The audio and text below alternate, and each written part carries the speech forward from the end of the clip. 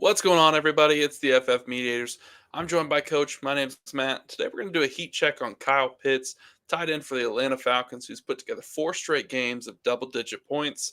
He's kind of going to be a hot topic for whether you should be buying, selling, or holding for your fantasy rosters or dynasty ownership. So, Coach, how are you feeling about Kyle Pitts?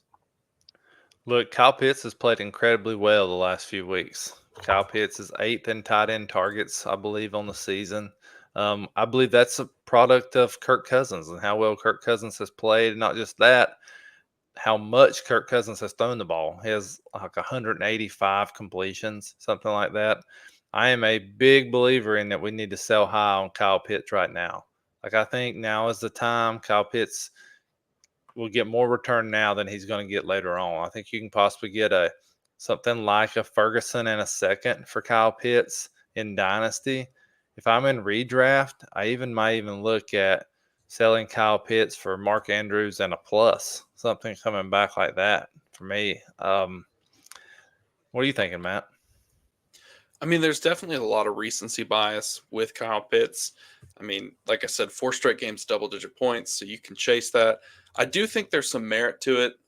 I know you've kind of been a critic of Kyle Pitts over the years, and frankly, he hasn't really done anything to amount to the tier, the value that we've assigned to him when he first came into the league. It's been a lot of disappointment, but this season he's played well. He's tied in 7 on the year. You mentioned that he's 8th in targets on the season among tight ends. We will note that this is prior to the finish of this week, so those are subject to change. But he's also 8th in receptions. He's 2nd in plays of 20 or more yards. He's 7th in yards per reception. He's 3rd in yards. So when he catches the ball, he tends to be making bigger plays more than most other tight ends. So that's where we see that athleticism that he had at Florida kind of come into play in the NFL. I would agree that if you could get someone to overpay, I would be looking to tier up or down. Just kind of depends on the pick or the player that was involved. I mean, you've got several other tight ends who've kind of come to ascension, like Tucker Kraft.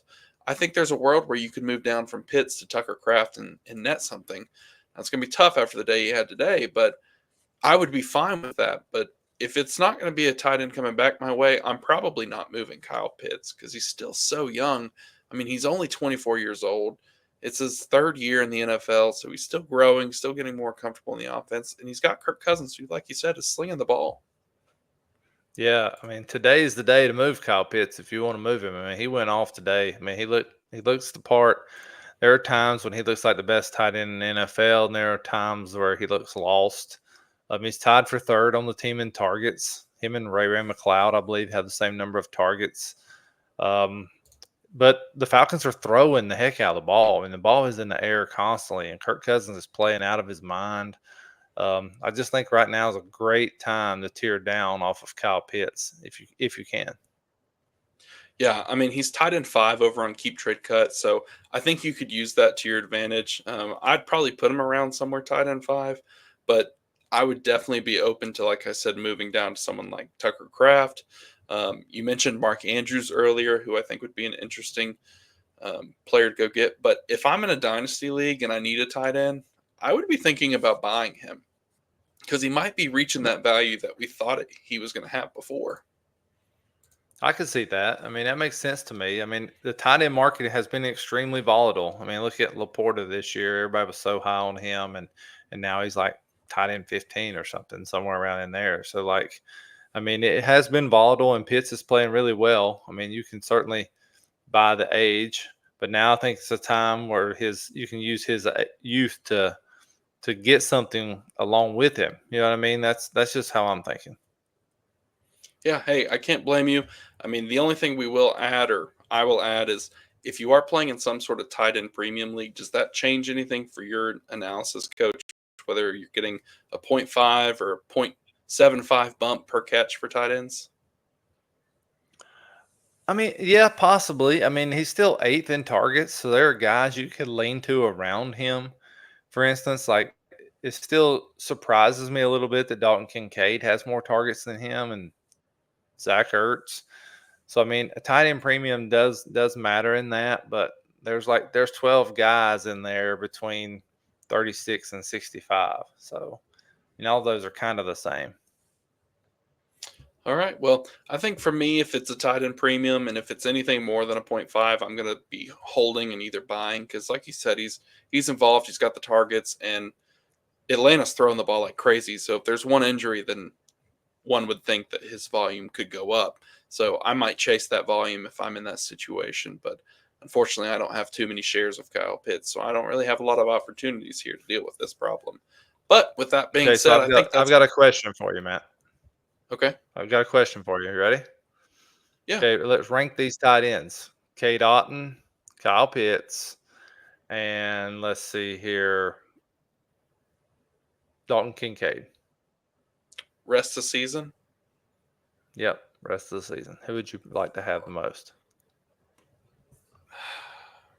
I think I'm going to go with Pitts, Otton, Kincaid. That's the order I'm going to go. And I wouldn't have thought I'd even put Otton at 2 prior to this week. I wasn't sure what to make of it, but there is no denying that Otton's involvement in this offense in Tampa Bay has been insane. Yeah, well, I think this season alone, like if it's redraft, I'm probably putting Otton first with the injuries. Those guys come back next season. That things change there for me. In Dynasty, Pitts would be first for me. Yeah, I think so too. I mean, it's interesting that you mentioned rest of the season with the injuries for Cade Otton. I mean, he's got 36 receptions and 51 targets. So, and I'm not sure if that's including this week, which he had another great day.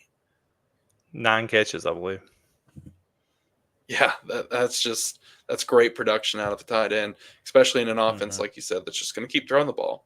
So, but I think that's going to do it for us, Coach. He's holding or selling if he can. Me, I'm holding or I'm buying if I can. So, be sure to let us know down below what you're doing with Kyle Pitts. Please like the video, subscribe to the YouTube, follow us over on X at the FF Mediators, and catch us live every single Wednesday at 8:30 Eastern, answering your fantasy questions. Start, sit questions, buy, sell, hold questions, whatever you can think of. We are walking through your questions and answering those. But until then, we'll catch you next time.